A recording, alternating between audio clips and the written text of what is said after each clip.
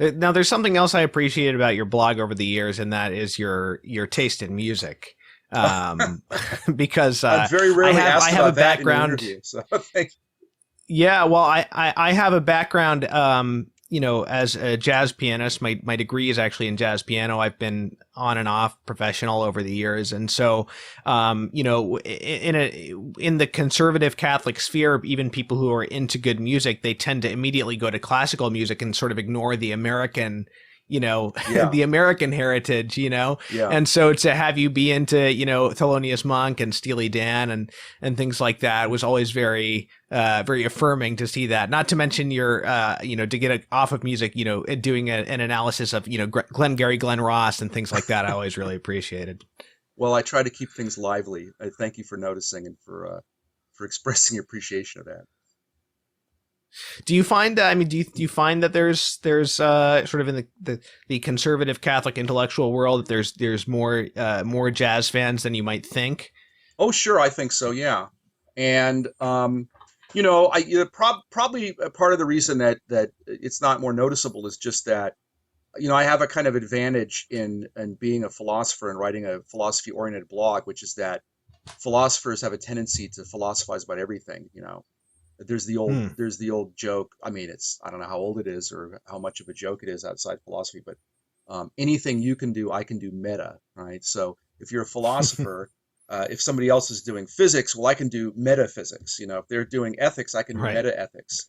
I can, in other words, instead of talking about the subject matter, I can talk about the subject matter as opposed to within the subject matter. I can philosophize about it. So naturally, um, there's a temptation, I think, for any philosopher, and that would include Catholic philosophers and Thomists, to consider a work of popular culture or anything for that matter, and start asking about what philosophical lessons might be conveyed in it, or what philosophical assumptions might lurk behind it, or how might it be used to illustrate some philosophical point. And so it's very often that I might just be watching a movie or reading a comic or listening to a piece of music or something, a Steely Dan tune or something, and some philosophical thought occurs to me, and before you know it, I've got a nice little blog post, and boom, there you go. And so I think just the fact that as a professional philosopher, I tend to look at things from that point of view. It opens up the door to all kinds of subject matter that might, at first glance, seem odd to see on the blog of a Catholic Hmm. philosopher or a Thomist.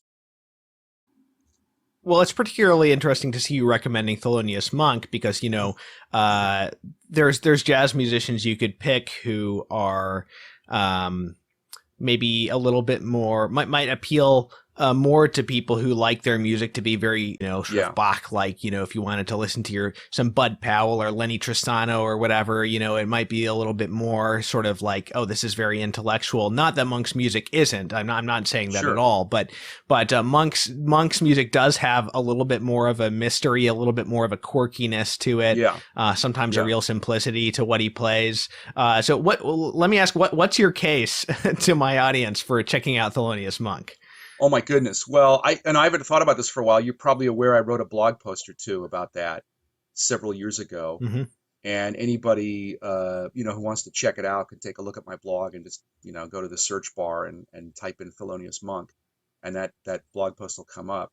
To give you the full case, I suppose I'd have to go back and reread what I wrote there, and it's been a little while since I thought about it. But I mean, in the case of Monk, um, I think there is actually a kind of structure to his music and to bebop in general, but it's not a Hmm. straightforward and simple one. It's kind of like reality in that way. I mean, you look at the created order, and God, as they say, writes straight and crooked lines, right? And that's how Thelonious Monk plays. So I think when people, and I remember I wrote that post, and gee, that could have been like 8, 9, 10 years ago now. But you got a few people who sort of showed up in the comments section, and they were a bit annoyed that I would be defending that style of music. Did But they I say think disordered? Did they use the word yeah, disordered? somebody probably That's like a threw that favorite out word, there, a and favorite I would word of say, conservative music critics. yeah, exactly. And I would say, well, I think you have I would say to somebody who says that I think they have a too simplistic a conception of order. There's very definitely an order Hmm. there, but it takes a little nuance to see it. Now, of course, I'm not ruling out that I'm not saying anybody who dislikes it that somehow they're philosophically shallow or something. I'm not saying that. I mean, obviously an element of personal taste to this, but I think you get some people who wrongly suppose because they have a very simplistic model of order or of other aesthetic values that forms like jazz in general or bop in particular or different styles of rock that somehow they violate the norms of a sound aesthetics, particularly a classical Platonic Aristotelian Thomistic aesthetics. I just don't think that's true at all, and I think it reflects a very simple conception of order in the case of Monk's work. I don't think it's disordered. I think it's complex. That's different.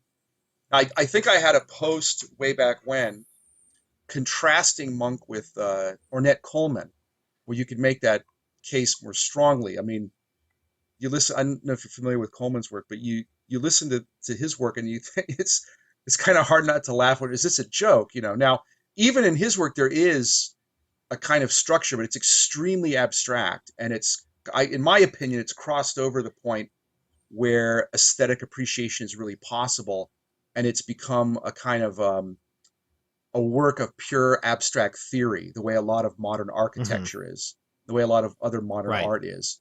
And it's lost its ability to speak to anything but the narrowest of abstract intellectual interests in us.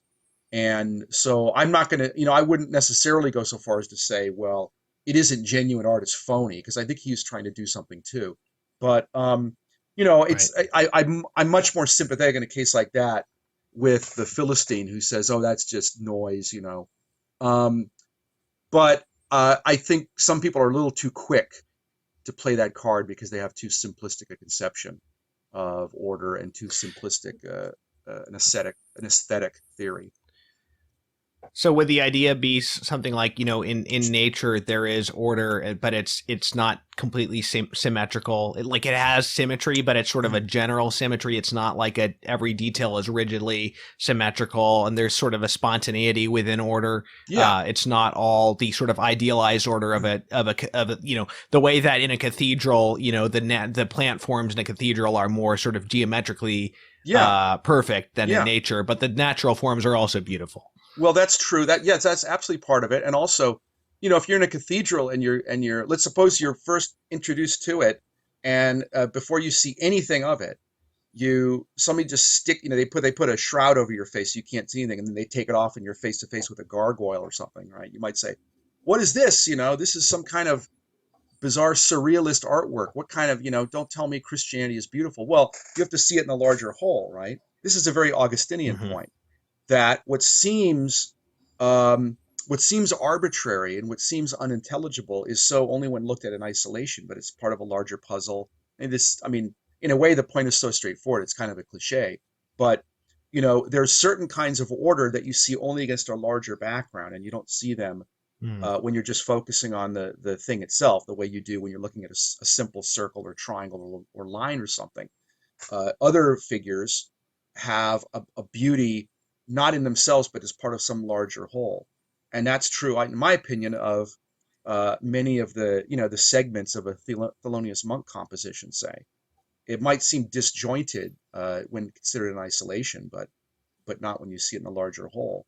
There's also an element here where I think experience plays a role in refining the mind's ability to appreciate something. So if a kid or even a teenager, say, takes takes his first sip of gin or scotch, think, what is this? How can you drink this? Is tool cleaner? Why would you even be interested in this?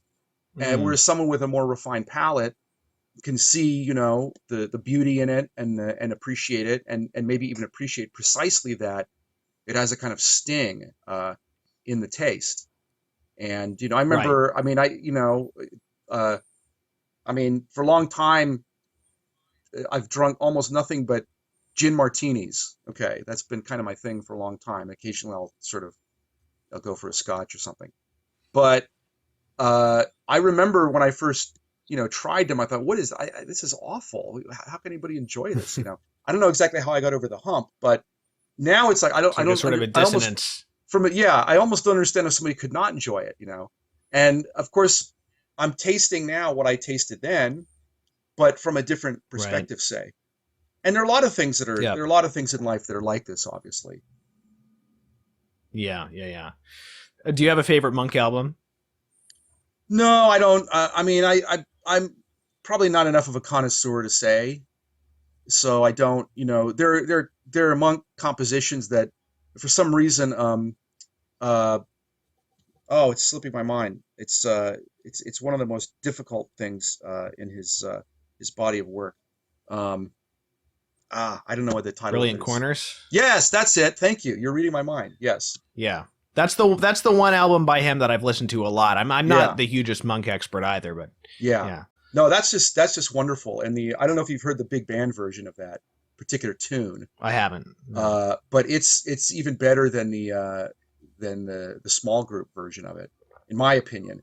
And part of the reason is that I've, you know, I mean, when I first got into jazz, I got into it by way of big band music, and I don't really Hmm. listen to that much these days. But when I was a teenager, I listened to a lot of it, and then I kind of segued into bebop and other things. But so then when I first heard Brilliant Corners, the song at the album, um, in the big band version, it was like, first of all, it was like the best of both worlds. You know, you have this big brassy big band sound with a Thelonious Monk Right. bebop composition. It's a very strange mixture, but also that song is extremely difficult to play, and I don't know that from playing. I'm not a musician. You know, I was tried to be a little bit when I was younger, and I was awful.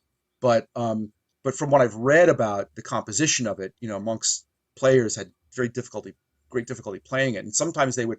I think in the recordings that ended up on the albums, they might even have stitched together, kind of like Steely Dan It's often does. spliced. It's like It's mega. spliced There's together, they yeah. spliced it a bajillion times. Yeah, Yeah. exactly. And then Yeah. so then when you hear that in the big band version, and organizing that whole herd of a big band to play that thing, and at the speed Right. that the last part of it has to be played at, it's with all that brass, you know, sort of roaring. I mean, it's a very impressive piece, in my opinion. So if you haven't, I think you can Well, find it on YouTube. it's interesting how things get how the level gets raised in terms of technique in different areas. I mean, like if you look at acrobatics now versus acrobatics footage of Olympic acrobats in the 1920s, you know how much simpler Yeah, what they were doing was, and you know, same with music. Like you know, Coltrane's Giant Steps is a good example. Like everybody's expected to be able to play that now, you know. But right, when he first, it was this new thing when he put it out there, you know, right. and his band could he was struggling with it, you Yeah. know.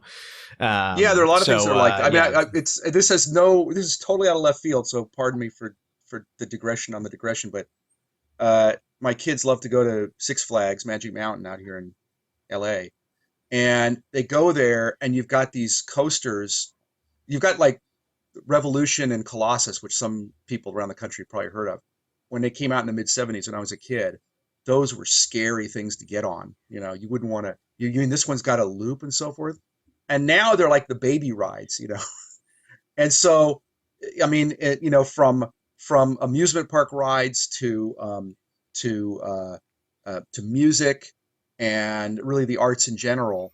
A lot of what might seem shocking and how could anybody do this? How could you go for this? How could you be into this and so forth?